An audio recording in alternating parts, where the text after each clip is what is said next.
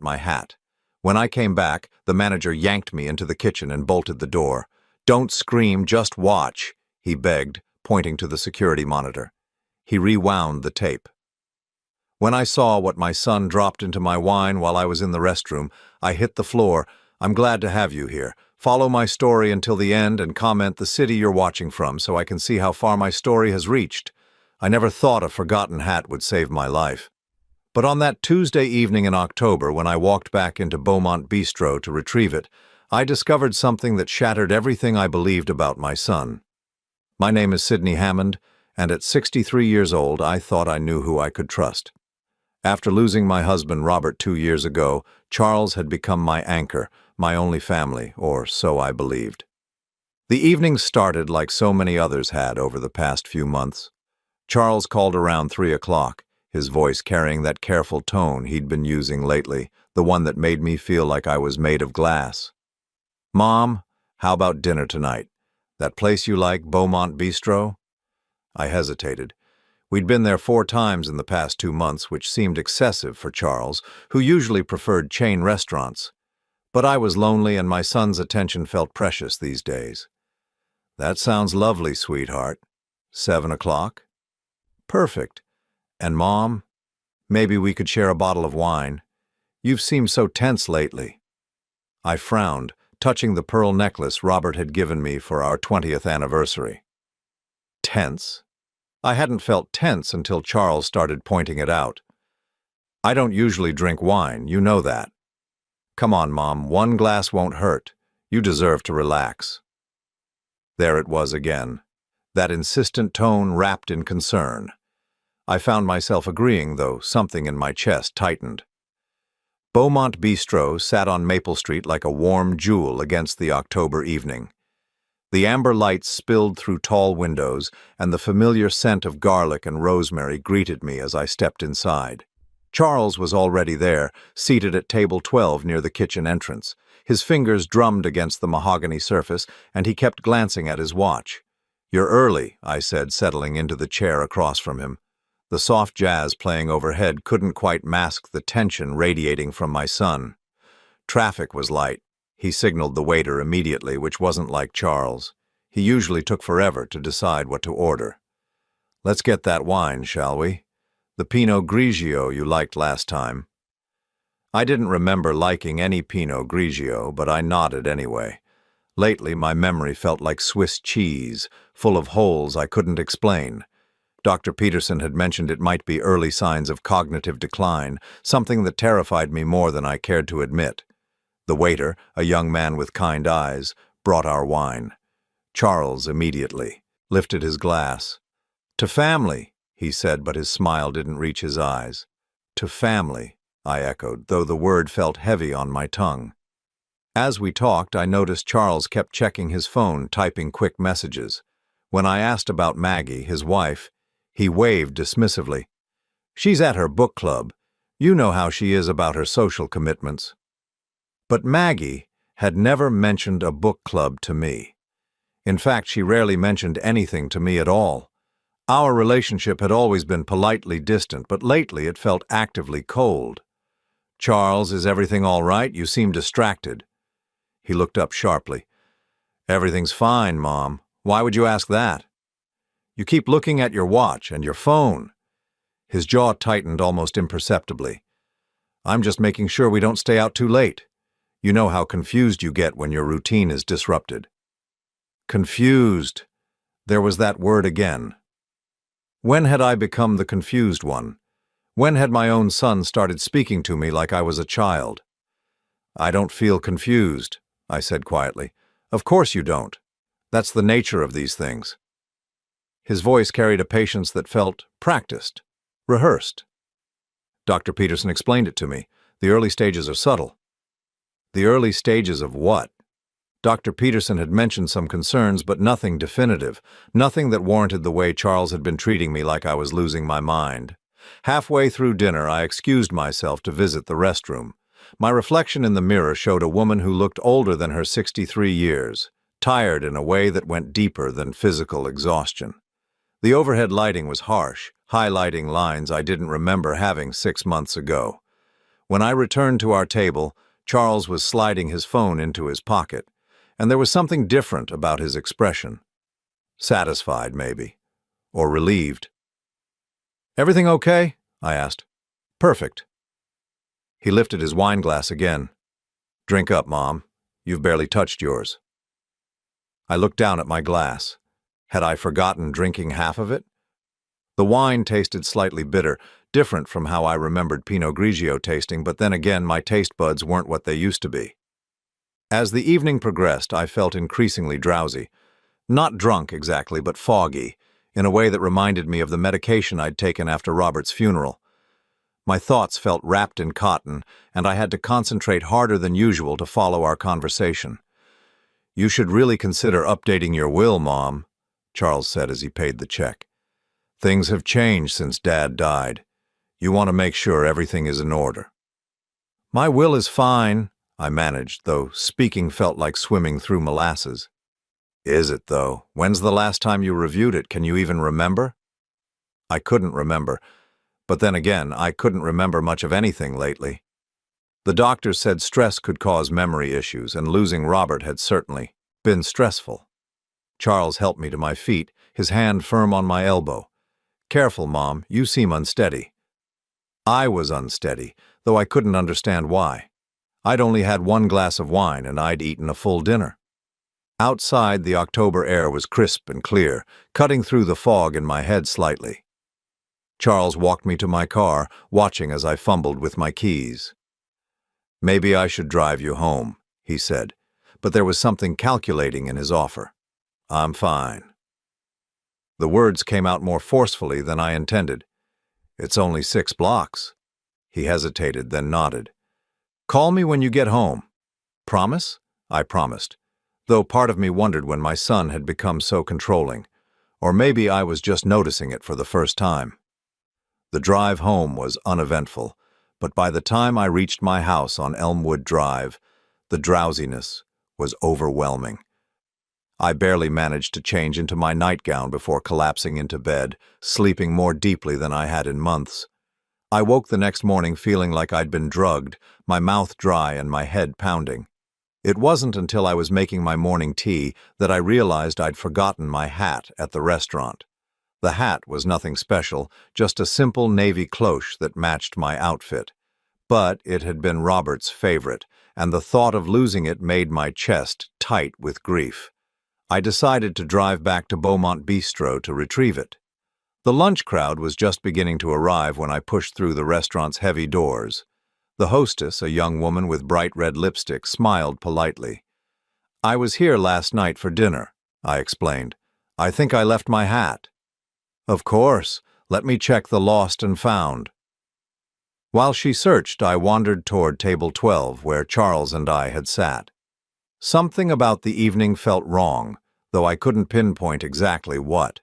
The drowsiness, Charles's strange behavior, the way he'd kept checking his phone. "Ma'am?"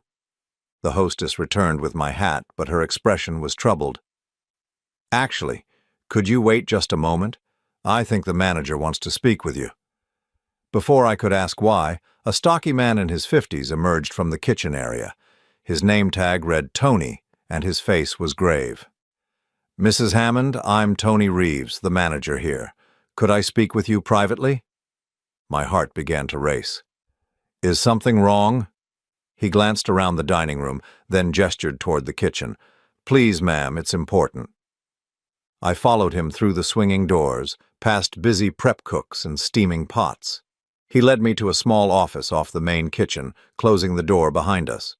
A security monitor sat on his desk, its screen divided into multiple camera feeds. "Mrs. Hammond, I need to show you something, but I want you to know this is very difficult to watch." "What are you talking about?" Tony's hands were shaking slightly as he rewound the security footage. "Last night, around 8:30, your table was in direct view of camera 3. The screen showed table 12 in grainy black and white. I could see myself and Charles, the wine glasses, the familiar scene from the night before. Tony fast-forwarded through several minutes of normal dinner conversation. "Watch carefully now," he said, his voice barely above a whisper. "This is when you went to the restroom. On screen, I watched myself stand and walk away from the table. Charles immediately pulled out his phone, typed something quickly, then looked around to make sure no one was watching. What happened next made my blood turn to ice.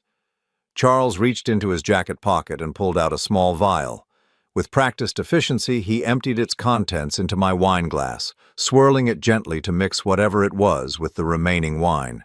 Then he sat back, sliding the vial back into his pocket, and checked his watch again. I felt the world tilt sideways. My own son, my only child, had drugged me. "Mrs. Hammond?" Tony's voice seemed to come from very far away. "Ma'am, are you all right?" I couldn't answer. I couldn't breathe. The room was spinning, and I gripped the edge of Tony's desk to keep from falling. My son had poisoned me. The realization hit me like a physical blow, and I understood with sudden, terrible clarity why I'd been feeling so confused, so forgetful, so unlike myself. It wasn't age, it wasn't stress, it wasn't early cognitive decline, it was Charles. The security footage played again, and each time I watched my son dump that vial into my wine glass, another piece of my reality crumbled. Tony had offered me a chair, water, even suggested calling someone, but I couldn't move. I couldn't speak. I could only stare at the screen and watch my own child poison me. "How long have you been watching this happen?" I finally whispered. Tony's face was grim. "Last night was the first time we caught it on camera, but—" He hesitated, running his hand through his graying hair. "Mrs. Hammond, your son has made reservations here 7 times in the past 4 months. Always the same table, always insisting you have wine, always when you go to the restroom." 7 times. 7 times Charles had drugged me, and I had attributed my confusion and memory loss to grief, to age, to some failing in myself. The shame burned in my throat like acid. "Why didn't you say something sooner?" The question came out harsher than I intended. "We suspected, but we couldn't be sure. People do all kinds of things at dinner. Add sweetener, medication, supplements. But last night, the way he looked around first, the way he hid the vial—" Tony shook his head. "I've been in this business for 22 years. I know what suspicious behavior looks like." I thought back to all those dinners, all those evenings when Charles had been unusually attentive, insisting we go out, encouraging me to relax and have a drink. The pattern was so clear now, so obvious, I felt sick with my own blindness. "What kind of drug?" My voice sounded strange to my own ears, distant and hollow. "I'm not sure, ma'am. But based on how you looked when you left last night, something to make you drowsy and confused. Maybe something to affect your memory." Memory. The word hit me like a slap. All those conversations with Dr. Peterson about my forgetfulness, my confusion, all those worried looks from Charles when I couldn't remember conversations we'd supposedly had, all those gentle corrections when I misremembered events. "Oh my God," I breathed. "The doctor visits?" Tony leaned forward. "What about them?" "I've been seeing Dr. Peterson about memory issues. He's been concerned about early signs of cognitive decline." The pieces were falling into place with sickening clarity. "Charles has been coming with me to these appointments. He's been describing my symptoms to the doctor." The symptoms Charles himself was causing. Tony's expression darkened. "Ma'am, I think you need to call the police." "No." The word came out faster than I'd intended. "Not yet. I need to understand what's happening first. Why would he do this to me?" But even as I asked the question, possibilities were forming in my mind. Money, control, my house, my savings, the life insurance policy from Robert that I hadn't touched. Charles had been asking about my finances more frequently lately, suggesting I might need help managing my affairs. "Can you make copies of that footage?" I asked. Tony nodded. "Already done. I burned it to a disk the moment I saw what happened." He handed me a small envelope. "Mrs. Hammond, whatever your son is planning, this is evidence of a serious crime." I tucked the envelope into my purse with trembling hands. "Thank you. And Tony? Please don't mention this to anyone yet. If Charles finds out, I know." I didn't finish the sentence because I couldn't bear to voice what I was thinking. If my son was willing to drug me repeatedly, what else was he capable of? The drive home passed in a blur. My quiet neighborhood on Elmwood Drive looked exactly the same as it had that morning, but everything felt different. The Victorian house Robert and I had shared for 32 years no longer felt like a sanctuary. It felt like a trap. Inside, I made a cup of tea with shaking hands, trying to process what I'd learned. The kitchen smelled like the lavender sachets I kept in the drawers, the same comforting scent that had always meant home. Now it just reminded me how alone I was. I sat at my kitchen table, the same table where I'd fed Charles breakfast every morning for 18 years, where I'd helped him with homework, where we'd planned his wedding to Maggie. The irony was crushing. My phone rang, Charles's name lighting up the screen. For a moment I considered not answering, but I needed to act normal. I needed to think. "Hi, sweetheart." "Mom, how are you feeling today? You seemed pretty tired last night." The concern in his voice was perfect, practiced. How long had he been perfecting this act? "I'm fine," I managed. "Just a little foggy this morning." That's what I was worried about. These episodes seemed to be getting more frequent. There was a pause and I could hear him typing, always coordinating with someone. "I think we should schedule another appointment with Dr. Peterson." Another appointment. Another chance for Charles to describe symptoms he was creating, to paint a picture of a woman losing her mind. I felt nauseous. "Maybe you're right," I said, forcing my voice to stay steady. "Good. I'll call his office this afternoon. And Mom, I was thinking maybe Maggie and I should start helping you with some of your paperwork, bills, financial planning, that sort of thing, just until we get a better handle on these memory issues." Financial planning. There it was, the real reason for months of careful poisoning. Charles wanted control of my money. "That's very thoughtful," I said, each word feeling like swallowing glass. "But I'm managing fine." "Are you, though? Last night you seemed really confused about some basic things, and last week you forgot our dinner plans completely." I hadn't forgotten dinner plans because there hadn't been any dinner plans, but if Charles said there had been, if he'd told Dr. Peterson I was forgetting things, who would believe me? "We'll talk about it later," I said. "I should go." "Of course, rest up. I'll check on you tomorrow." He would check on me tomorrow, like the dutiful son he'd trained everyone to believe he was, like the concerned child taking care of his aging mother. After I hung up, I sat in silence, staring at the family photos on my refrigerator. Charles at his high school graduation, beaming with pride. Charles on his wedding day, his arm around Maggie, both of them laughing. Charles holding my first grandchild, a child who had miscarried at 3 months, a loss that had devastated all of us. Or had it devastated all of us? I found myself questioning everything now, every memory, every moment of shared grief or joy. How long had Charles been capable of this level of deception? I pulled out the disc Tony had given me and stared at it. 22 years of believing I knew my son, and this small piece of plastic contained proof that I didn't know him at all. My phone buzzed with a text message from Charles. "Love you, Mom. Just want to make sure you're taken care of." The casual cruelty of it took my breath away. Even his expressions of love were manipulations now, ways to make me doubt my own perceptions, to make me grateful for his attention even as he systematically destroyed my autonomy. I thought about Robert, about how he'd worried about leaving me alone.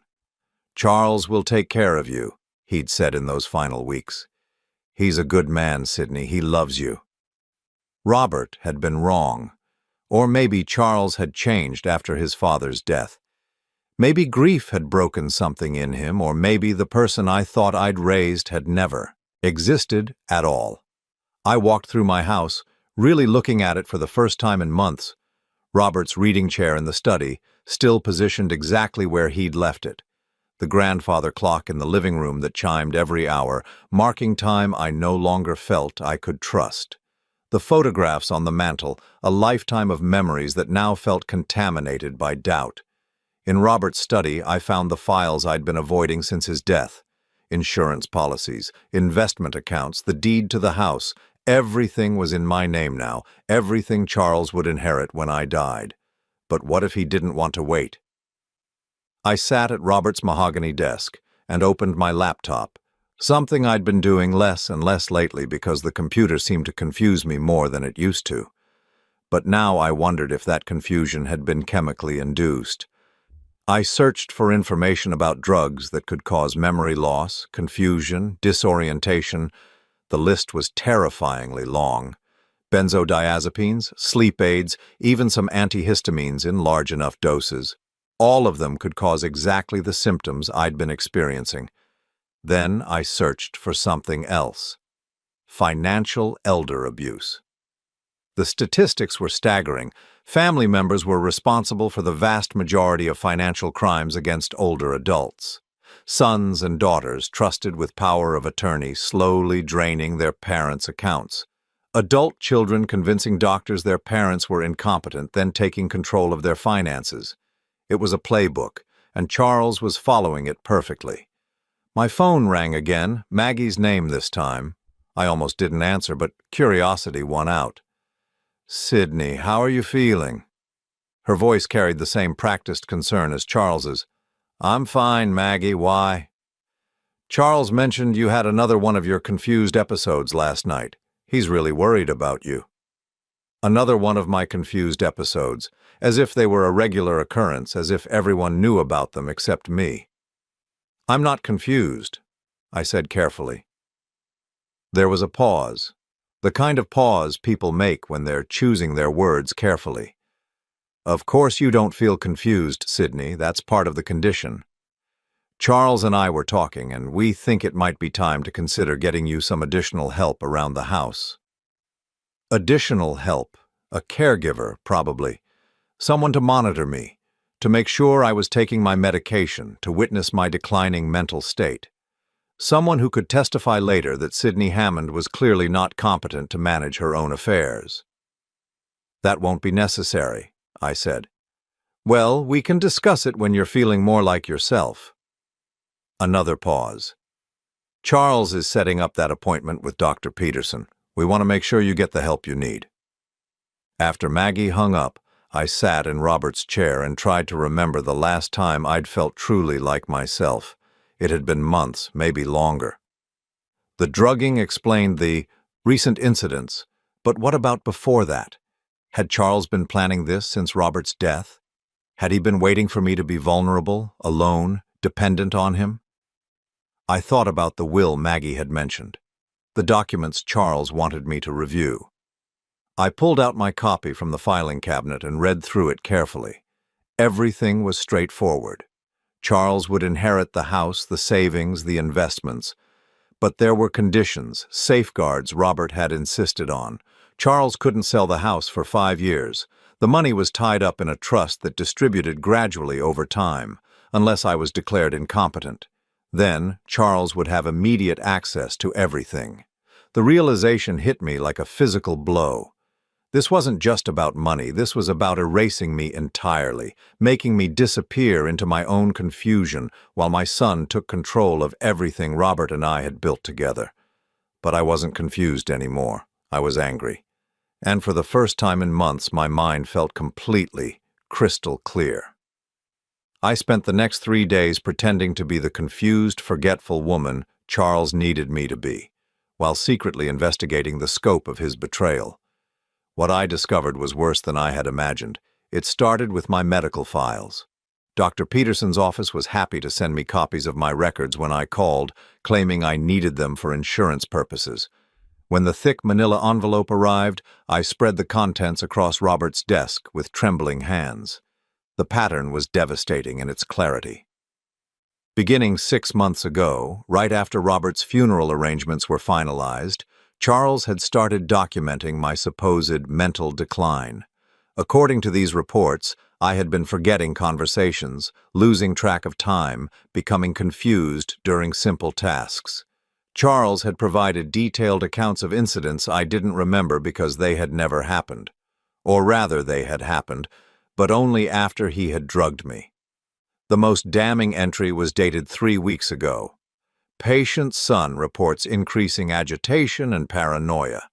Mrs. Hammond accused him of moving her things and became angry when he couldn't locate items she claimed to have placed in specific locations, recommend cognitive evaluation, and consideration of mild anti-anxiety medication to ease transition to assisted care. I had never accused Charles of moving my things, but I had been confused about where I'd put certain items, confused because whatever drug he was using affected my short-term memory, and Dr. Peterson had recommended anti-anxiety medication, which Charles could easily manipulate or increase to make me even more compliant. My hands shook as I reached for the phone to call Dr. Peterson's office directly. "I'd like to schedule an appointment," I told the receptionist, "but I'd prefer to come alone this time, without my son." There was a pause. "Mrs. Hammond, your son specifically requested that he be notified of all appointments. He's very concerned about your condition." "I understand, but I'm still capable of making my own medical decisions." Another pause, longer this time. "Of course, ma'am, but given your recent diagnosis." "What diagnosis?" The silence stretched uncomfortably. "Mrs. Hammond, perhaps you should discuss this with your son or Dr. Peterson directly." I hung up, my heart racing. What diagnosis? What had Charles told them that I didn't know about? I called back and asked to speak to Dr. Peterson immediately. When he came on the line, his voice carried the careful, patient tone people use with confused elderly patients. "Sydney, how are you feeling today?" "I'm feeling like I need to understand what diagnosis you've given me." A long pause. "Sydney, we discussed this last week. You have early-stage dementia, possibly Alzheimer's. We talked about treatment options and care planning." The room spun around me. "I was never given that diagnosis." "You were there, Sydney. Charles was with you. We talked for over an hour about your options."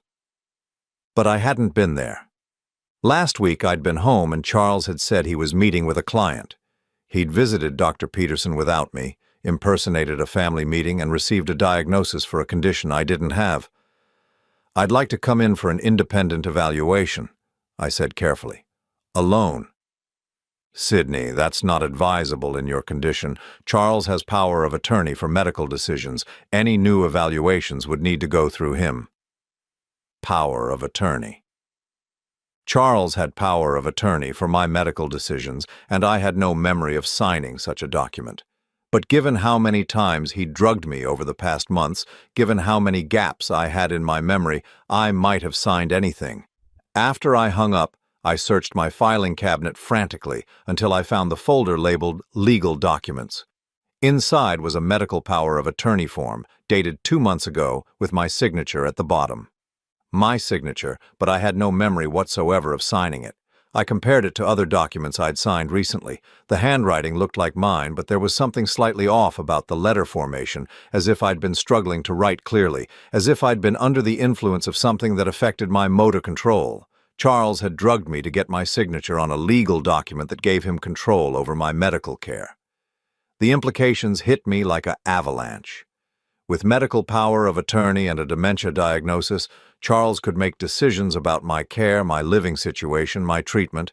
He could have me committed to a memory care facility any time he chose, and with my supposed condition deteriorating, no one would question his authority. I was trapped in a web of legal documents and medical records that painted me as incompetent, all based on symptoms Charles had artificially created. But I wasn't going to let him win. I drove to the public library, something I hadn't done in months. Charles had been discouraging me from driving, claiming I was becoming unsafe behind the wheel. But my mind was clearer now than it had been in months, and I navigated the familiar streets without any difficulty. At the library, I used one of the public computers to research my legal options. What I found was sobering. Challenging a medical power of attorney required proving that the person who signed it was mentally incompetent at the time of signing, or that they were coerced. But with Dr. Peterson's diagnosis supporting Charles's claims, and with months of documented incidents, I would have an uphill battle. Unless I could prove the incidents were artificially created, I needed evidence beyond Tony's security footage. I needed to document the pattern of drugging, the false medical reports, the forged legal documents, and I needed to do it without Charles knowing I was onto him. When I returned home, there was a message on my answering machine from Maggie. Sydney, Charles wanted me to call and remind you about your appointment with Dr. Peterson tomorrow at 2 o'clock. He'll pick you up at 1:30. Also, we've arranged for someone from Golden Years Home Care to stop by Thursday afternoon to assess your needs. Don't worry, it's just a consultation. Golden Years Home Care. I looked them up online and found they specialized in memory care and assisted living placement. Charles was moving fast now, accelerating his timeline. The consultation would undoubtedly conclude that I needed immediate assistance, possibly residential care. I had less time than I'd thought. That evening, Charles called to check on me, his voice carrying its usual blend of concern and condescension. "How are you feeling today, Mom? You sound tired." "I'm fine, sweetheart." "Good. I wanted to remind you about your appointment tomorrow, and don't worry about the home care assessment on Thursday. It's just to see what kind of support you might need to stay in your own house." The lie slipped so easily from his lips. Charles had no intention of letting me stay in my house. He wanted me declared incompetent so he could access my assets immediately, and he needed me in a controlled environment where my protests could be dismissed as confusion or paranoia. "That sounds helpful," I said, hating how the words tasted. "I knew you'd understand. You've always been so reasonable, Mom. It's one of the things I've always admired about you." After he hung up, I sat in the dark for a long time, thinking about the son I'd raised and the man he'd become. When had the transformation happened? Had there been signs I'd missed, or had Charles always been capable of this level of manipulation? I thought about his childhood, searching for clues. He'd been a good student, popular, seemingly well-adjusted, but there had been incidents. A teacher's missing wallet that was found in Charles's desk, though he'd sworn he was innocent. Neighbor's cat that had disappeared after Charles claimed it was bothering him. His explanation for everything had always been so reasonable, so convincing. Maybe the capacity for deception had always been there, dormant until he needed it. I made myself a cup of tea and sat at the kitchen table planning my next moves. I needed to attend tomorrow's appointment with Dr. Peterson, but I needed to go in prepared. I needed questions that would expose the contradictions in Charles's story, evidence that would prove my cognitive function was normal. More importantly, I needed to start building my own case. I needed to document Charles's drugging, his lies, his manipulation of my medical records. I needed to prove that Sydney Hammond was not a confused old woman losing her mind, but a victim of systematic abuse by her own son. The irony wasn't lost on me. To save myself from being declared mentally incompetent, I would have to prove that my only child was a criminal who had been slowly poisoning me for months. But as I sat there in the quiet of my kitchen, surrounded by the familiar scents of lavender and lemon, I felt something I hadn't experienced in months. Determination. Charles had underestimated me. He'd seen a grieving widow and assumed she would be easy to manipulate. He'd counted on my love for him to blind me to his betrayal. He was about to learn that Sydney Hammond was stronger than he'd imagined. The next morning, I prepared for my appointment with Dr. Peterson like I was preparing for battle. I dressed carefully in my navy suit, the one that made me look competent and professional. I practiced speaking clearly and confidently, ready to challenge any suggestion that I was confused or forgetful.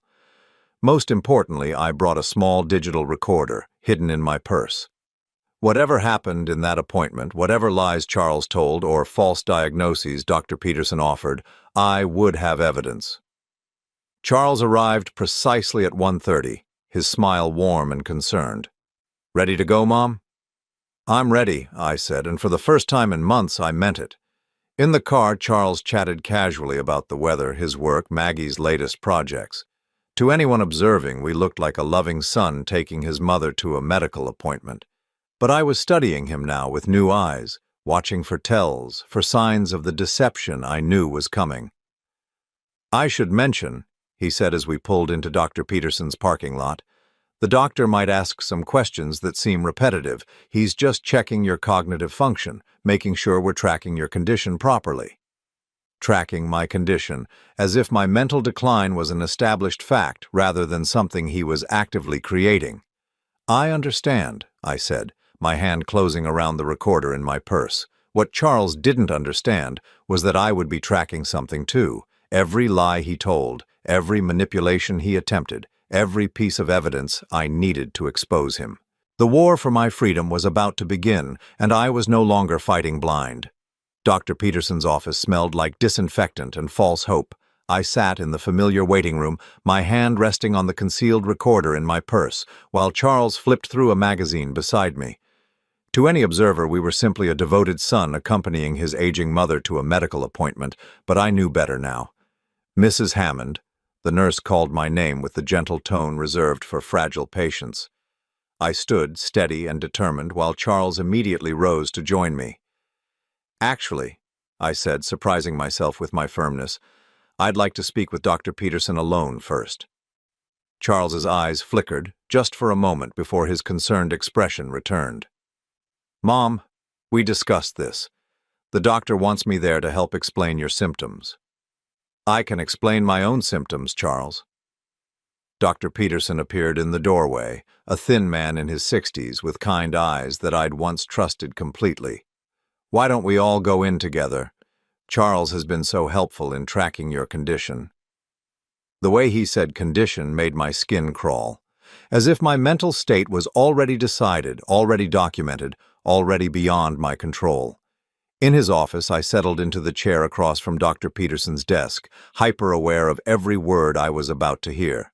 Charles took the chair next to me, his hand resting protectively on my shoulder in a gesture that would have seemed loving to anyone who didn't know the truth.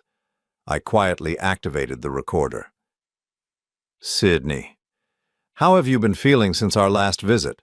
Dr. Peterson asked, consulting his notes. "I feel fine, clear-headed, alert."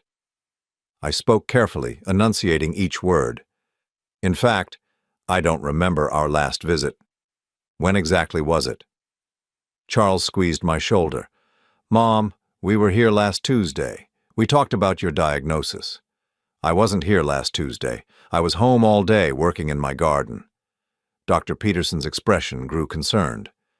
"Sydney, you were definitely here. We had a lengthy discussion about your test results and treatment options." "What test results? I haven't taken any cognitive tests." The doctor and Charles exchanged a look that made my blood boil. The look said, "See? This is exactly what we're dealing with." "Mom," Charles said gently, "you took the mini mental state exam. You scored 18 out of 30. Dr. Peterson explained that anything below 24 indicates cognitive impairment." I stared at him. "I never took any test." "You did," Dr. Peterson said softly. "Charles, perhaps you could step out for a moment.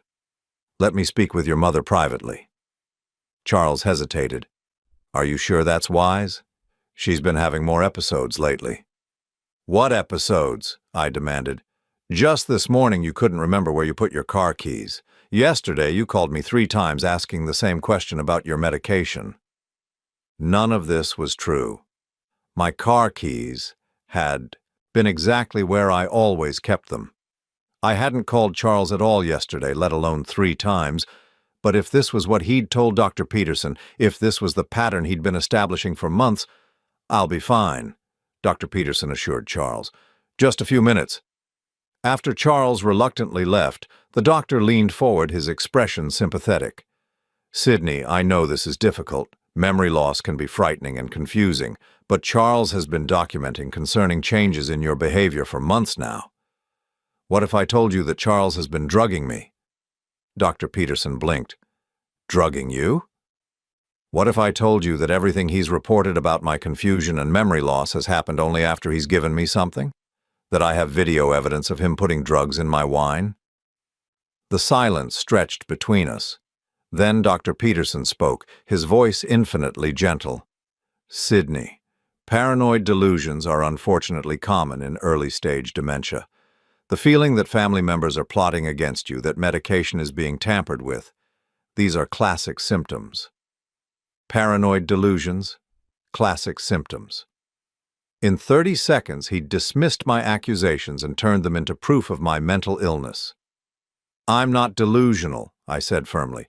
"I have security footage from Beaumont Bistro showing Charles putting something in my drink."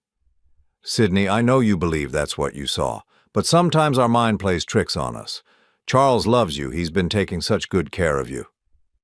I felt the walls closing in.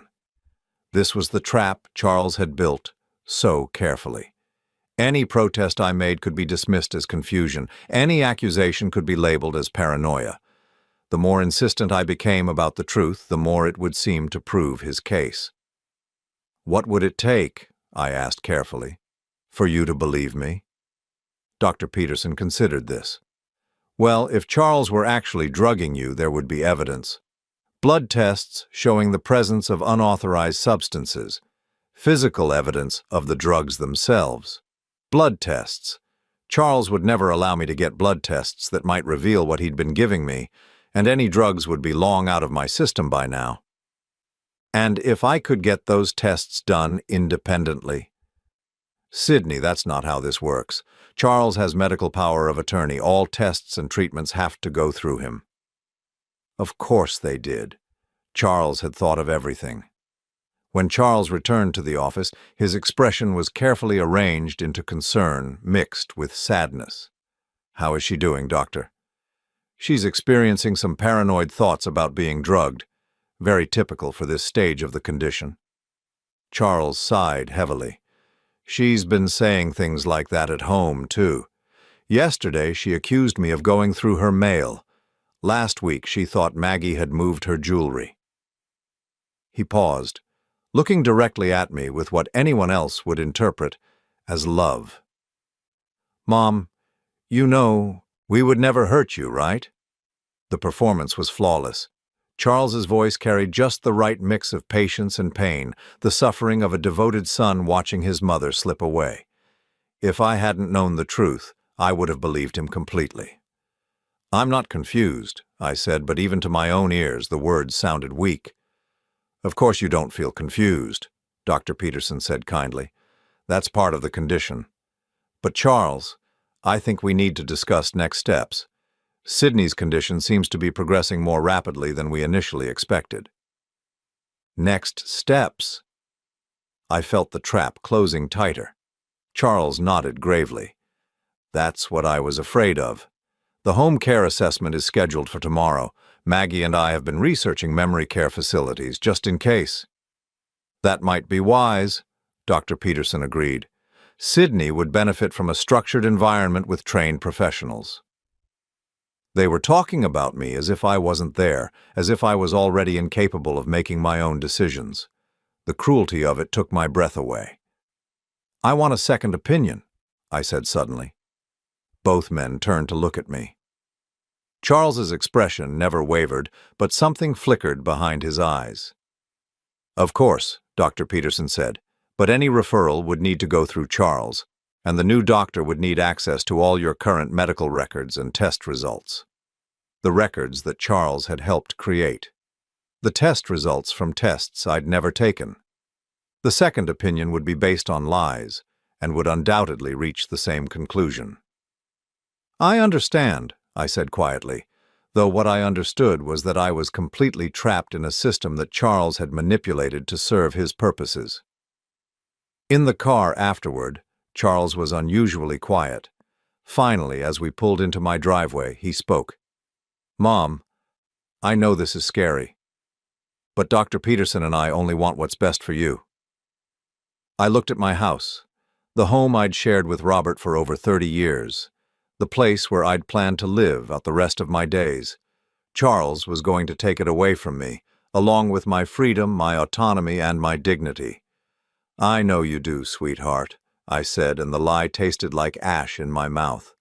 That evening after Charles left, I sat in Robert's study and listened to the recording I'd made. Hearing it played back was even more devastating than living through it. The way Dr. Peterson had dismissed my accusations, the way Charles had smoothly provided explanations for incidents that had never happened, the way they'd discussed my future as if I was already gone. But the recording also gave me something valuable. Evidence of how the conspiracy worked, how Charles was manipulating the medical system to support his narrative. If I could get an independent evaluation, if I could find a doctor who wasn't influenced by Charles's version of events, I researched lawyers who specialized in elder abuse, memorizing names and contact information. I couldn't call from my home phone. Charles might have access to those records, but I could use a payphone or the phone at the library. Tomorrow the home care assessor would come, and they would undoubtedly conclude that I needed immediate supervision. Then Charles would move quickly to have me placed in a facility where my protests could be dismissed as the ramblings of a confused old woman. I had perhaps 48 hours to expose the truth before I lost everything. As I sat there in the gathering darkness, I thought about the Charles I'd raised, the little boy who'd once brought me dandelions and called them flowers. When had that child become someone capable of this level of cruelty? Or had I been blind to his true nature all along, seeing only what I wanted to see? It didn't matter now. What mattered was that I finally understood the game he was playing, and I was going to find a way to beat him at it. The next morning, I woke with a clarity I hadn't felt in months. Charles expected me to be confused, forgetful, easily manipulated, but I was none of those things. I was a 63-year-old woman with a sharp mind and a will to survive, and I was not going down without a fight. The home care assessor would arrive at 2 o'clock, expecting to find an elderly woman in cognitive decline. Instead, they would meet someone who was very much in control of her faculties. I had a performance of my own to give, and everything depended on getting it right. The home care assessor arrived exactly at 2 o'clock, as promised. Mrs. Catherine Walsh was a woman in her 50s, with kind eyes and a clipboard full of forms designed to measure my capacity for independent living. What she didn't know was that I had spent the morning preparing for the most important performance of my life. Charles and Maggie flanked me on the living room sofa like concerned guards, their expressions perfectly calibrated to show loving worry. I sat between them, playing the role they expected, a confused elderly woman who needed their protection. "Mrs. Hammond," Mrs. Walsh began gently, "I'm here to assess what kind of support services might help you continue living safely in your home." I blinked slowly, as if struggling to process her words. "Support services? I don't understand why I would need those." Charles leaned forward. "Mom, we've talked about this. You've been having some memory issues, some confusion. We just want to make sure you're safe." "Have I?" I asked, letting my voice carry a tremor of uncertainty. "I feel fine." Mrs. Walsh made a note on her clipboard. Over the next hour, she asked me questions about my daily routine, my ability to manage medications, my cooking habits. I answered some correctly and fumbled others deliberately, creating the impression of someone whose cognitive abilities were inconsistent. When she asked me to remember a list of 3 words and repeat them back after 5 minutes, I remembered 2 and claimed I couldn't. Recall the third. When she asked me to draw a clock showing 3:15, I made the hands slightly wrong. Every mistake was calculated to support Charles's narrative without being so obvious as to seem intentional.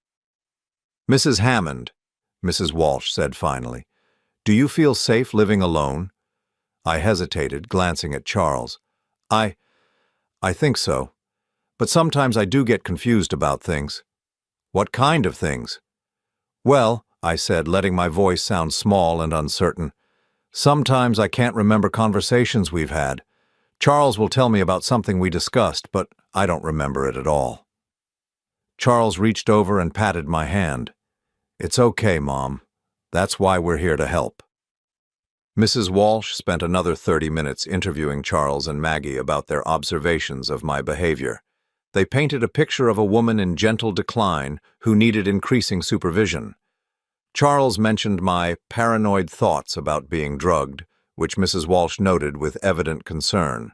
"In cases like this," she said, addressing Charles while I sat quietly beside him, "we often recommend starting with daily check-ins, perhaps meal preparation services. However, given what you've described about the paranoid episodes and the extent of the memory loss, your mother might benefit from a more structured environment."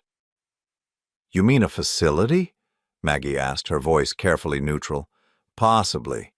There are excellent memory care communities that specialize in early-stage dementia. The residents maintain dignity and independence while having access to professional support. I let my eyes fill with tears. I don't want to leave my home. Of course you don't, Mrs. Walsh said kindly. But sometimes what feels scary at first turns out to be the best thing for our safety and well-being. After she left, promising to send her recommendations within 48 hours, Charles and Maggie lingered in my living room. I could feel their satisfaction, their sense that everything was proceeding according to plan. That went well, Charles said, though he was looking at me carefully as if trying to read my thoughts. Did it? I'm still confused about why I need help. Maggie exchanged a look with Charles. Sydney, you heard what the assessor said. You're having memory problems and they're getting worse. We're worried about your safety. I nodded slowly, as if trying to process this information. I suppose if you think it's best. We do, Charles said firmly. In fact, I think we should have a family dinner this Sunday, just the three of us. We can talk about your options, make some decisions together. A family dinner. Where Charles would feel comfortable speaking freely, where he might reveal more about his plans, where I could finally get the evidence I needed. That sounds nice, I said. Should I cook? No, Mom. Let me handle everything. You just rest. After they left, I sat in my living room for a long time, thinking about what had just happened. The assessment had gone exactly as Charles had planned. Mrs. Walsh would recommend increased supervision, possibly residential care. Charles would use her report to accelerate his timeline for having me declared incompetent. But I had learned something valuable from the experience. I could play their game. I could be the confused, vulnerable woman they needed me to be, while secretly documenting everything they said and did. The family dinner would be my opportunity to get Charles to reveal the full scope of his plan. But I needed to be careful. If he suspected I was onto him, if he realized I was recording our conversations or gathering evidence, he could move quickly to have me committed before I could expose the truth. Sunday arrived gray and cold, matching my mood as I prepared for what I knew would be my last dinner with Charles and Maggie. I dressed carefully in a simple sweater and skirt, the kind of outfit a confused elderly woman might choose. I hid the digital recorder in my cardigan pocket, making sure it was easily accessible. Charles arrived at 5 o'clock with grocery bags full of ingredients for what had once been my favorite meal, pot roast with vegetables. The irony wasn't lost on me that he was cooking the comfort food of my childhood for the dinner where he planned to discuss taking away everything I had left. "How are you feeling today, Mom?" he asked as he unpacked the groceries in my kitchen. "A little tired," I said, settling into a chair at the kitchen table. "Sometimes I wonder if I'm getting old." "We all get older, Mom. The important thing is making sure you're taken care of." Maggie arrived 30 minutes later with a bottle of wine. My stomach clenched as I watched her place it on the counter. Would Charles try to drug me again tonight? Did he think I needed to be incapacitated for this conversation? "Should we open this?" Maggie asked, holding up the bottle. "I don't think Mom should have wine," Charles said quickly. "Remember what Dr. Peterson said about alcohol interfering with her medications?" I wasn't taking any medications that would be affected by alcohol, but I nodded obediently. "You're probably right. I'll just have water." As Charles cooked, he kept up a steady stream of conversation about inconsequential things, the weather, his work, Maggie's new hobby of pottery. But I could sense the tension underneath, the weight of what he planned to discuss. During dinner, the conversation gradually shifted to more serious topics. "Mom," Charles said, cutting his pot roast into precise pieces, "Maggie and I have been thinking about what Mrs. Walsh said, about your options." "What did she say again? I'm having trouble remembering." "She recommended increased supervision, possibly a care facility that specializes in memory issues." I looked up from my plate, letting confusion cloud my features. "A care facility? You mean like a nursing home?" "Not a nursing home," Maggie said, quickly. "More like an assisted living community, A place where you'd have your own apartment but with people to help you with daily tasks. But I like my house. Robert and I were so happy here. Charles reached across the table and took my hand. I know, Mom, but Robert wouldn't want you to be unsafe. He'd want you to be somewhere you could get the help you need. What kind of help? Help remembering to take your medications, help with cooking and cleaning, help when you get confused or scared. I let tears gather in my eyes. Do I get confused and scared? Sometimes, Charles said gently, like when you thought someone was drugging your wine at the restaurant, or when you accused me of going through your mail. I had never accused him of going through my mail, but I nodded as if I remembered. The thing is, Mom, Charles continued, these episodes are happening more frequently. Dr. Peterson thinks your condition is progressing faster than we initially expected. What condition? Your dementia, Mom. We've talked about this. I stared at him blankly. I have dementia? Charles and Maggie exchanged a look. Yes, Mom. Early-stage Alzheimer's disease. That's why you've been having memory problems. But I feel fine. People with dementia often feel fine, Maggie explained. That's part of the disease. It affects your ability to recognize your own symptoms.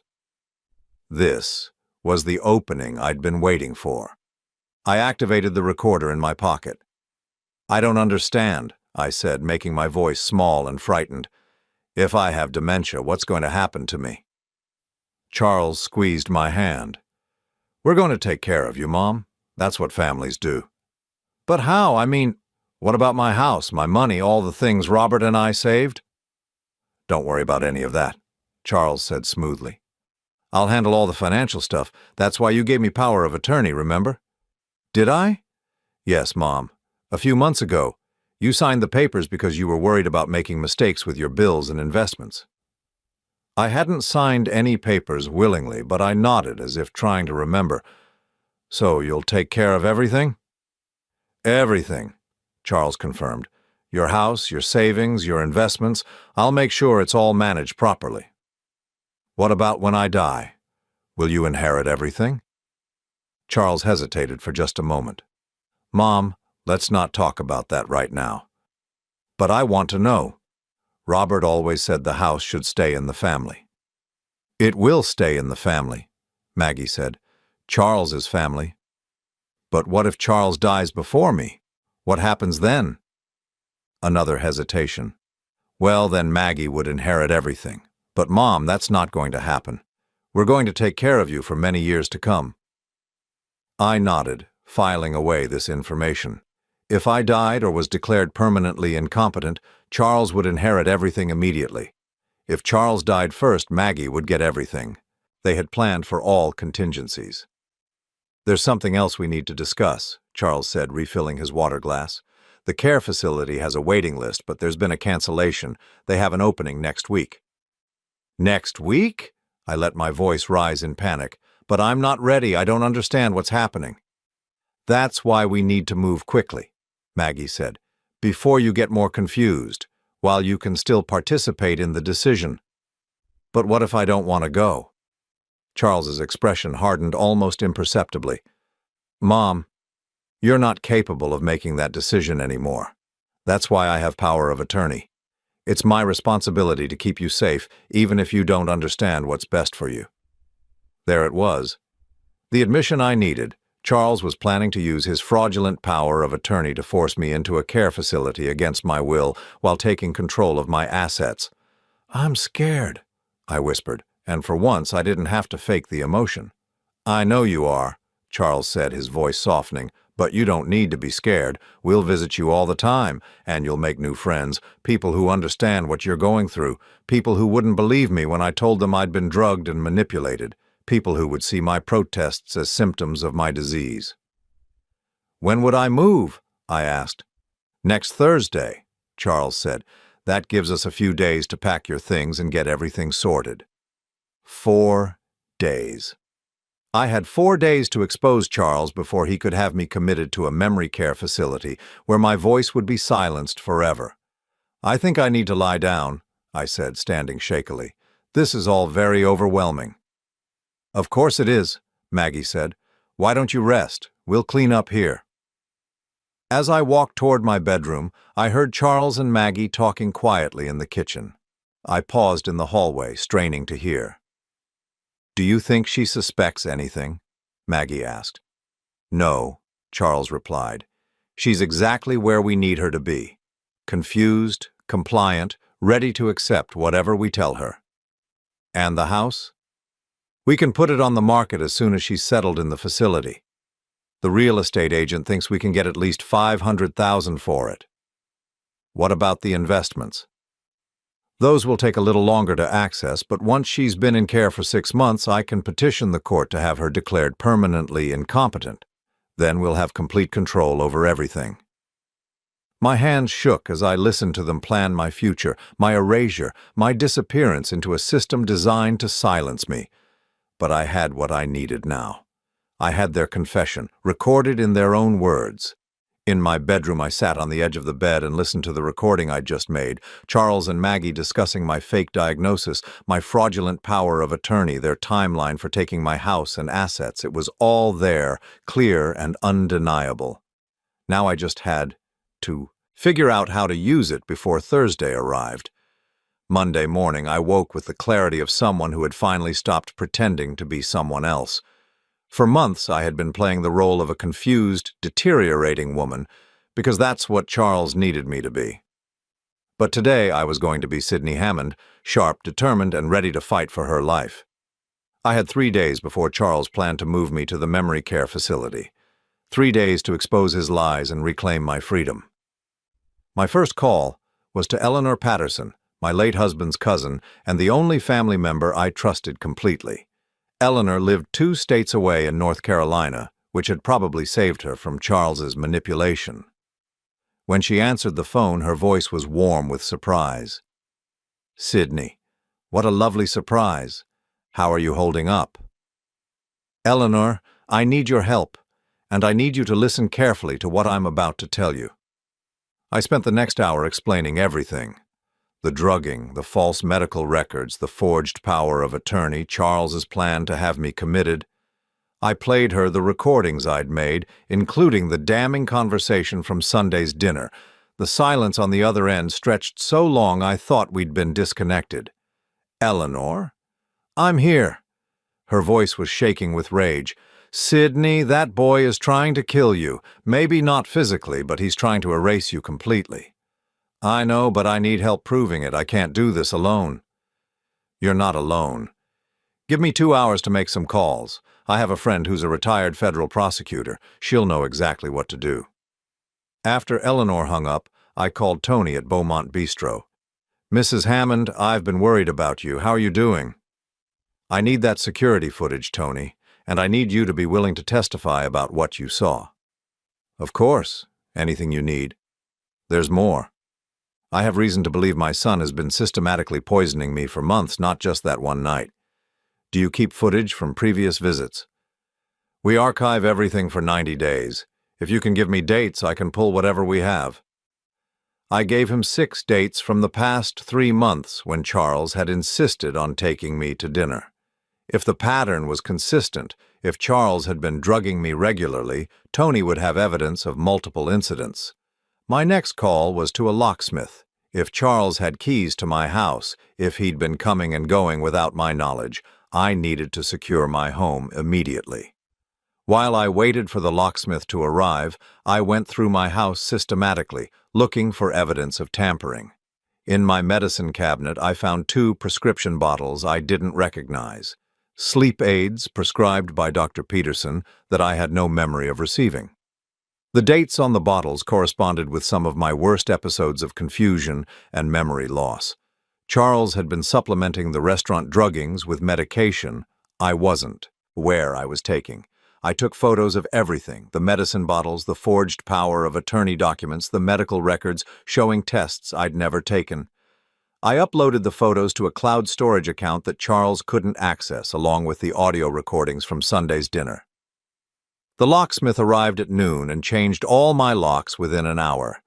When he handed me the new keys, I felt like I was reclaiming my own home. At 2 o'clock, Eleanor called back. Sydney, my friend Patricia, wants to conference you in with a detective she knows in your area. Detective Maria Santos specializes in elder abuse cases. Can you talk now? For the next hour, I told my story to Detective Santos, who listened without interruption. When I finished, she was quiet for a long moment. Mrs. Hammond, this is one of the most sophisticated elder abuse cases I've encountered. Your son has created an entire false reality to support his claims. But you've done something remarkable. You've documented everything. The recordings alone are enough to charge him with conspiracy and fraud. What happens next? We're going to need you to file a formal complaint, and we'll need to get you to a hospital for blood and urine tests to see if any drugs are still in your system. Do you feel safe staying in your house tonight? Yes, I changed the locks. Good. Can you come to the station tomorrow morning? We'll start the process of getting your medical power of attorney revoked and exposing what your son has been doing. That evening, Charles called to check on me, as he had every evening for months. Hi, Mom. How are you feeling today? For the first time in months, I answered honestly. I'm feeling clear-headed, Charles. Clearer than I've been in a long time. There was a pause. That's good. Are you excited about moving on Thursday? I think you're going to love Sunset Manor. Sunset Manor. Even the name was designed to evoke peaceful endings. Actually, Charles, I've been thinking about our conversation yesterday, about the power of attorney. What about it? I was wondering if you could bring me the original documents. I'd like to read through them again. Another pause, longer this time. Mom, you don't need to worry about that paperwork. It's all taken care of. But I'd like to see it. It's my signature, isn't it? I should be able to read what I sign. Mom, you're getting confused again. We've been through this. Dr. Peterson said, What if I told you I never took those cognitive tests? What if I told you I was never diagnosed with dementia? The silence stretched between us like a chasm. Mom, this is exactly what Dr. Peterson warned us about. Paranoid thoughts, denial of your condition. It's a classic symptom. But his voice had changed. The careful patience was gone, replaced by something harder, more urgent. What if I told you I have recordings of you and Maggie planning to sell my house? The line went dead. Within 10 minutes, I heard a car in my driveway. Through the window, I watched Charles get out of his BMW and walk quickly to my front door. He tried his key, but of course it didn't work. The pounding on the door was sharp, insistent. Mom, open the door. I didn't answer. Mom, I know you're in there. We need to talk. The pounding became more urgent. Charles was losing control, abandoning the careful facade he'd maintained for months. This was the real Charles. Angry, entitled, dangerous when he didn't get what he wanted. I called Detective Santos. He's here, I said quietly. Charles is at my house demanding to be let in. Stay inside. Lock all your doors. I'm sending a patrol car. For 20 minutes, Charles circled my house, trying windows, checking the back door, shouting increasingly desperate demands that I let him in. I watched from my bedroom window as he called someone on his cell phone, probably Maggie, probably Dr. Peterson, trying to coordinate a response to my sudden resistance. When the police car arrived, Charles immediately switched back to his concerned son persona. I watched him approach the officers, his body language conveying worry and frustration. He was probably telling them that his demented mother had locked herself in the house and was having a paranoid episode. But Detective Santos had briefed these officers. Instead of helping Charles gain entry to my house, they asked him to step away from the property. I opened my front door and spoke to the officers through the screen. Mrs. Hammond, are you all right? I'm fine, officer, but I don't want my son on my property. Charles stepped forward. Officers, my mother has Alzheimer's disease. She's confused and frightened. I have medical power of attorney. Sir, we're going to need to see documentation of that power of attorney, and we're going to need to speak with Mrs. Hammond privately. The look Charles gave me through the screen door was unlike anything I'd ever seen from him before. Not the practiced concern, not the patient love, but pure hatred. In that moment, I saw who my son really was, someone who viewed me not as his mother but as an obstacle to be removed. The next morning, I sat in Detective Santos's office, signing formal complaints and providing evidence. Tony from Beaumont Bistro brought security footage from 6 different evenings, showing Charles drugging my drinks with mechanical precision. The hospital had confirmed traces of benzodiazepines in my system, drugs that weren't prescribed to me and that I had never knowingly taken. Dr. Peterson's office was being investigated for their role in the conspiracy. The medical records showing false diagnoses and fake test results were being examined by experts who could prove they were fraudulent. Most importantly, a judge had granted an emergency order revoking Charles's power of attorney and freezing any access he had to my accounts. "What happens now?" I asked Detective Santos. "Now, we prosecute. Charles and Maggie will be charged with conspiracy, fraud, and elder abuse. Dr. Peterson's involvement is still being investigated, but he'll likely face charges for falsifying medical records." "And me?" "You get your life back, Mrs. Hammond, your real life, not the one they were trying to create for you." That afternoon, I drove to Sunset Manor, the memory care facility where Charles had planned to imprison me. It was a pleasant enough place with comfortable common areas and cheerful staff. But it was still a place where people went to disappear quietly, where their protests could be dismissed as symptoms of their disease. I introduced myself to the director and explained why I was there. "We had no idea," she said, horrified. "Your son seemed so concerned, so devoted. He said you were in denial about your condition." I imagine he was very convincing. What can we do? Help other families recognize the warning signs. Not everyone who claims a family member needs care is telling the truth. 6 months later, I testified at Charles's trial. He sat at the defense table in an expensive suit, looking like the successful businessman he'd always appeared to be. But the evidence was overwhelming. The security footage, the forged documents, the false medical records, the recorded conversations. Maggie had pleaded guilty and testified against Charles in exchange for a reduced sentence. Dr. Peterson had lost his medical license and was facing criminal charges. The careful conspiracy they'd built to erase me had collapsed completely.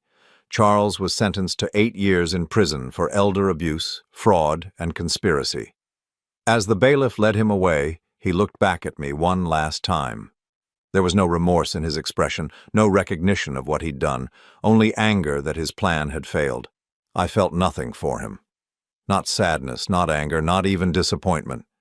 The Charles I had loved, the son I had raised, had never really existed. He had been a mask worn by someone who saw me only as an asset to be acquired. Today I live alone in the house Robert and I shared for 32 years. I take no medications except vitamins. I drive wherever I want to go, manage my own finances, and make my own decisions about my care and my future. Eleanor visits regularly, and I've reconnected with other family members who had been told I was too confused to maintain relationships. I've also become an advocate for elder abuse prevention, working with Detective Santos to help other families recognize the warning signs of financial exploitation. The irony isn't lost on me that Charles's attempt to have me declared mentally incompetent actually proved how sharp my mind really was. I had outsmarted him, outmaneuvered him, and ultimately outlasted him. I'm 74 years old now, and I've never felt more like myself. Every morning I wake up in my own bed, in my own house, living my own life on my own terms. I water my garden, read my books, and remember everything clearly. The confusion is gone. The memory lapses have disappeared. The woman Charles tried to erase has been reborn, stronger and more independent than ever. I survived my own son's attempt to destroy me, and in doing so, I discovered something I'd forgotten in the grief after Robert's death. Sidney Hammond is a force to be reckoned with. Charles had underestimated me. He thought a grieving widow would be easy prey, someone he could manipulate and control without resistance. He was wrong, and I am free.